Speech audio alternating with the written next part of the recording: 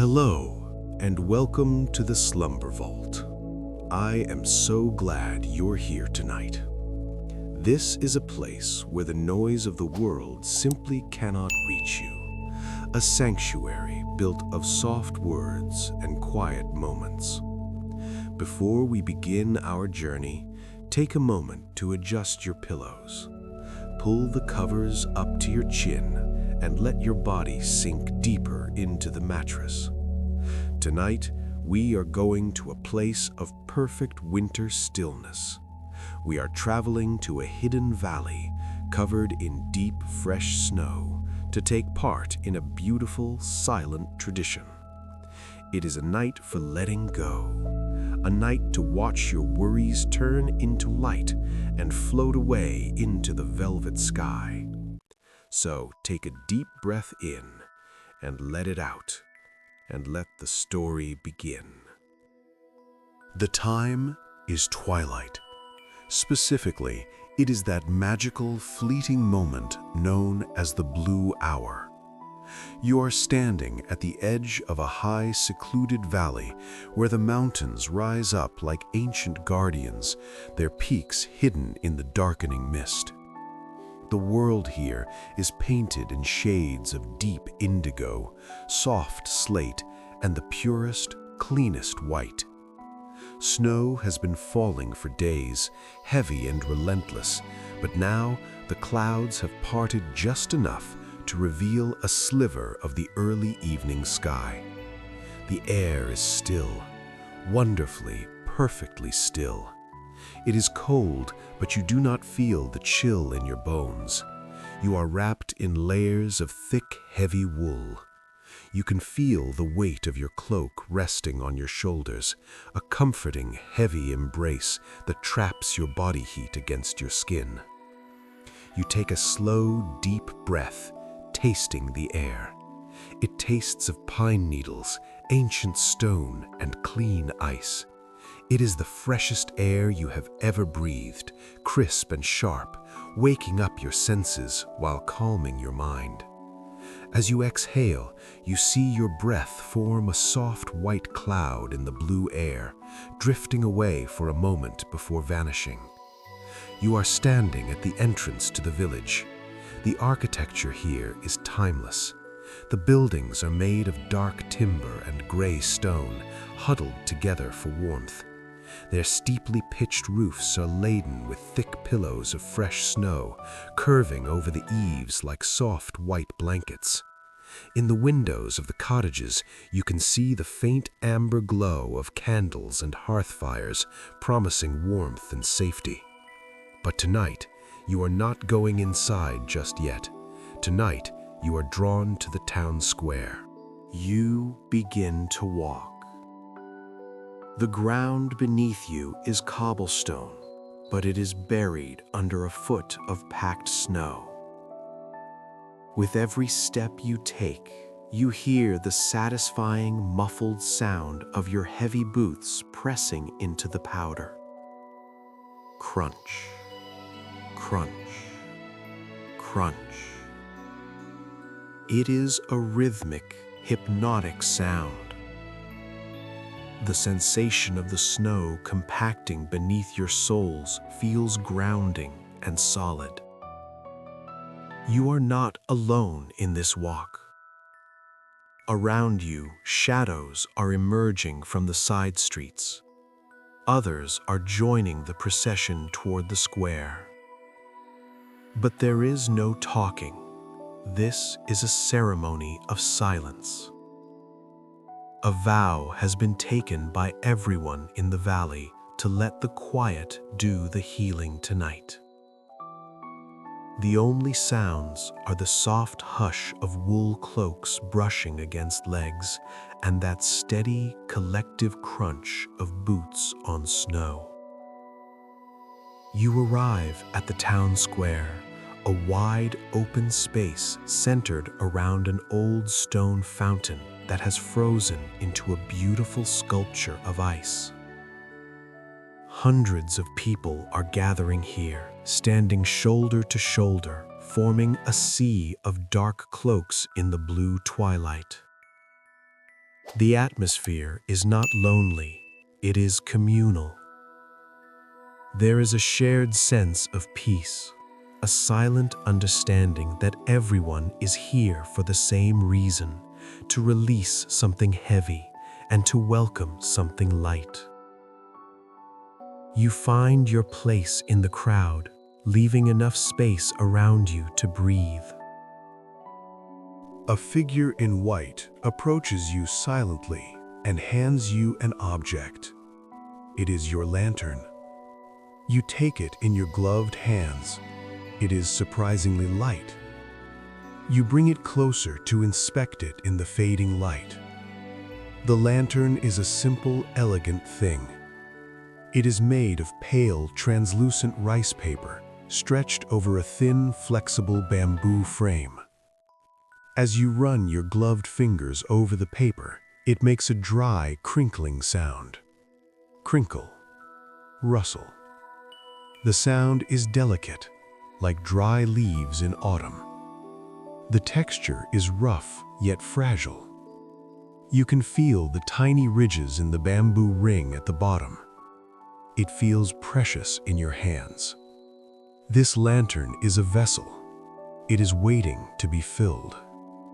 Attached to the bamboo frame by a small string is a piece of charcoal. You remove your right glove, exposing your hand to the biting fresh air for just a moment. You take the charcoal between your fingers. It is cool and dusty. You support the delicate paper of the lantern with your other hand, and you prepare to write. The tradition is to write a single word on the paper, something you wish to let go of, or perhaps something you wish to invite in for the coming year. You think for a moment. The crowd around you is doing the same.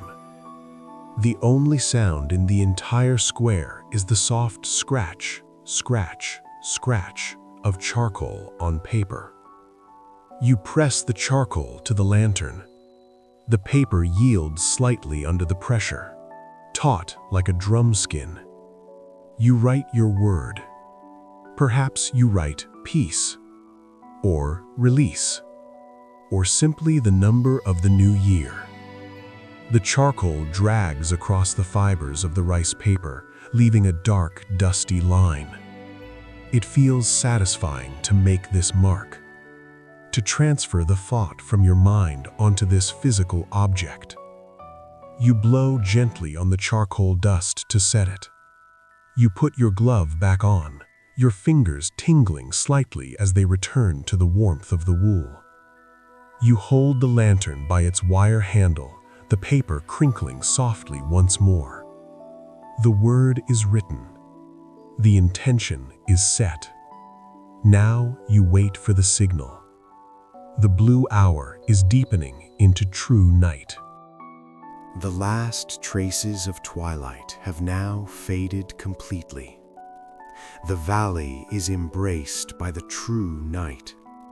The sky above is a vast velvet dome, deep and dark, scattered with only the faintest suggestions of distant stars. In this darkness, the snow on the rooftops glows with a faint, ghostly luminescence. Then it begins. High above the square, from the old clock tower, a single bell rings out. Bong! The note is pure and clear. It vibrates through the cold air, a wave of sound that you can feel in your chest. It is the signal to begin. You reach into the deep pocket of your wool cloak and withdraw a small box of wooden matches. You slide the box open. You select a single match. The wood feels dry and light between your fingers. You crouch down slightly, using your body to shield the lantern from any stray breeze. You bring the match head to the striker strip on the side of the box. You take a breath, and you strike. Ksh! A spark flares into life. It is a sudden, brilliant point of orange light in the blue darkness. Immediately, the sharp, distinctive scent of sulfur reaches your nose, followed quickly by the sweet, earthy smell of burning beeswax. It is a comforting, ancient smell. You carefully cup your hand around the tiny flame, protecting it as if it were a precious jewel. You guide the match upward into the open mouth of the lantern. You touch the flame to the small wax fuel cell at the center of the bamboo crossframe. You watch closely. You watch as the wax begins to melt. You watch as the wick catches the fire. At first, the flame is small and blue at the base, but then it grows. It turns yellow, then a rich, warm orange. And then the magic happens. The light from the fuel cell hits the translucent rice paper from the inside. Instantly, your lantern transforms. It is no longer a pale, cold object. It becomes a glowing orb of deep, radiant amber. It looks like a captured piece in the sun. The light spills out from the paper, casting a warm, golden circle onto the snow around your boots. You can see the individual crystals of ice in the snow glistening like scattered diamonds in the firelight. Now you must wait. This is the methodical part of the task. You cannot rush the heat. You stand up straight, holding the lantern by its wire rim, keeping it close to the ground. You are waiting for the physics of warmth to take hold. The flame is heating the air inside the paper balloon. You can hear the soft, low roar of the flame, a gentle whoosh of energy. You watch the paper. Moments ago, it was crinkled and loose, but as the air inside heats up and expands, the paper begins to smooth out. It puffs outward. The wrinkles vanish. The lantern becomes taut and round, fully inflated by the warmth. You can feel the change in your hands. The lantern is waking up. It is beginning to tug gently at your fingers. It wants to rise. You can feel the heat radiating against your cheeks, a stark and lovely contrast to the freezing air on your back. The lantern feels like a living thing now. It has a heartbeat of fire. It pushes against gravity, lighter than air, lighter than worry. You hold it gently, anchoring it to the earth for just a few moments longer. The upward pull becomes stronger. It is buoyant. It is ready. You lift your gaze from your own hands and look around the square. The view takes your breath away. While you were tending to your own flame, thousands of others were doing the same. The dark blue square has vanished. It has been replaced by a sea of floating gold. Every face is illuminated by the soft, flattering light of a lantern. The stone buildings surrounding the square are bathed in the warm glow, the shadows retreating into the alleyways. It is a lake of fire, peaceful and contained. The silence is still absolute. There is only the collective sound of thousands of small flames burning, a soft, rhythmic breathing of the crowd. Then the second signal comes. Bong! The bell tolls once more from the high tower. The vibration travels through the soles of your boots. This is the moment of release. You look down at your lantern one last time. You see the word you wrote on the paper silhouetted against the firelight. You acknowledge it. You accept it. And you prepare to let it go. Slowly, deliberately, you lift your arms. You raise the lantern above your head. You can feel the cold air rushing into your sleeves, but your hands are warm near the fire. All around you, thousands of arms are lifting in unison. It looks like a field of golden flowers blooming all at once. You hold the position for a heartbeat. The lantern is pulling hard now, eager for the sky. You take a deep breath. You open your fingers. You feel the thin, wider handle slide across your skin. It is a tiny, tactile sensation of departure. The friction disappears. The weight disappears. Your hands are empty, but your heart feels suddenly full. The lantern lifts. It rises smoothly, silently, catching a gentle thermal updraft. It floats just out of reach, then higher still. You lower your arms, letting them rest by your sides, and you tilt your head back to watch the miracle begin. Your lantern is no longer just yours. It has joined the river. Above you, a magnificent glowing stream of amber light is flowing upward into the night. It is a slow-motion waterfall of fire, but flowing in reverse, defying gravity with a gentle, silent grace. The visual spectacle is breathtaking, yet it does not excite the mind, it soothes it. The contrast of colors is perfect for tired eyes. There's the deep, infinite navy of the sky, vast and welcoming. There is the stark, clean white of the snow on the rooftops and the mountain peaks. And moving between them is this living warmth, this soft, burning gold that seems to pulse with a collective heartbeat. You tilt your head back further, resting it against the high collar of your wool cloak. Your eyes trace the path of the lights.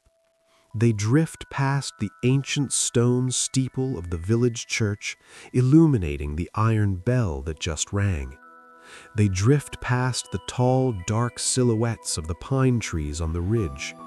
They rise toward the moon, a procession of quiet hope, leaving the earth behind. As you watch, something new happens. The clouds above, stirred perhaps by the heat of the lanterns, begin to release their own treasure. Snow begins to fall again. It is a gentle, feathery snowfall drifting down through the rising column of light. The visual effect is mesmerizing. As the snowflakes pass in front of the lanterns, they look like dark, dancing silhouettes against the gold. But as they pass near the flames, they catch the light, turning into microscopic diamonds, flashing with brilliance for a split second before vanishing into the shadow again. It is a dance of opposing forces. The cold snow falling down, the warm light rising up. They pass each other in silence, neither disturbing the other. The air around you fills with these drifting motes of white and gold, blurring the line between the earth and the sky. It feels as though you are standing inside a snow globe that is being shaken in slow motion. Now, you focus on that one specific lantern, the one you held, the one with your word written on it. You can still track it just barely among the thousands of others. It is getting smaller now. It is drifting higher and farther away. This is the moment of true release. Visualize that word you wrote in charcoal. Maybe it was a worry that has been following you. Maybe it was a memory that felt heavy. See that word attached to the paper. Watch it physically moving away from you. As the lantern gets smaller, the word gets smaller. It is losing its power. It is losing its weight. The higher it goes, the lighter you feel. You can feel a physical sensation of unburdening in your chest, as if a tight knot is loosening. The heavy thoughts are being carried away by that small, brave flame. They are no longer your burden to carry. They belong to the sky now. The silence in the valley is profound. It is a thick, velvet silence that wraps around you like a blanket. There are thousands of people standing here with you, yet no one speaks, no one cheers. There is no need for applause. Everyone is simply looking up, united in a shared state of awe. The only sounds are the whispers of nature. You can hear the wind sighing softly through the pine forest on the slopes, a sound like the ocean breathing. You can hear the faint crystalline tick, tick, tick of the new snowflakes landing on the hood of your cloak. And if you listen very closely, you can hear the sound of your own steady, calm breathing. Inhale, exhale. You are completely present in this moment. There is nowhere else you need to be. There is nothing else you need to do. You are simply a witness to the light. The lanterns are very high now. They have risen above the mountain peaks. They have crossed the threshold of the clouds. They no longer look like paper lanterns. They no longer look like fire. Distance has transformed them. They have become points of pure, steady light. They look like a new constellation being born right before your eyes. A galaxy of warm amber stars created by the village. They merge with the true stars in the sky, blurring the boundary between what is human and what is cosmic. Your worry is now just stardust. It is just a tiny speck of light in a vast, beautiful universe. It feels insignificant up there, beautiful and distant. You feel a deep sense of perspective washing over you. The problems of the ground seem very small when you look at the sky. You watch until the very last lantern becomes indistinguishable from the stars. The golden river has emptied into the ocean of the night. The show is over, but the feeling remains. The warmth from the lantern is gone from your hands, but it has moved into your heart.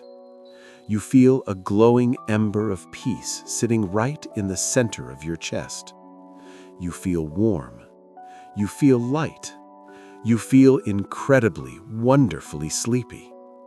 The cold air feels nice on your face, but your body is craving the softness of rest. The visual hypnosis of the rising lights has done its work. Your eyelids feel heavy, blinking slowly against the falling snow. The night has absorbed your heaviness, and in return, it has given you this profound, quiet calm. It is time to go home. The last golden light has faded into the high clouds. The festival is complete. Slowly, the crowd begins to disperse, melting away into the side streets like shadows retreating before the moon. You turn away from the square, your heart quiet and satisfied. You begin the short walk back to your cabin on the edge of the village. The path is lit by the moon now, which casts long, soft blue shadows across the snow. Your legs feel heavy, a pleasant, grounded heaviness that speaks of a day well spent. The air is colder now, but it feels refreshing against your skin, sealing in the warmth you gathered by the fire. You reach your cabin. It is a small, welcoming structure with a steep, snowy roof. Golden light spills from the small window, welcoming you home. You reach for the heavy iron latch on the door. Click. The door swings open, and you step across the threshold. Instantly, the cold is gone. You are enveloped in a thick, fragrant warmth. The air inside smells of cedar wood, old books, and the dying embers of the hearth. It is the smell of safety. You close the door behind you, shutting out the winter night. You lock the latch. You are safe. You are alone. You are ready for rest.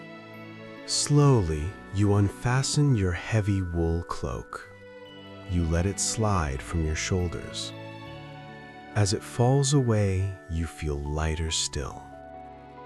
You remove your boots, wiggling your toes in the warmth of the room. You move toward your bed. It is a large, inviting nest of comfort, piled high with soft flannel sheets and a thick, heavy down quilt. You climb in. The sheets are cool against your skin for just a moment before your body heat begins to warm them.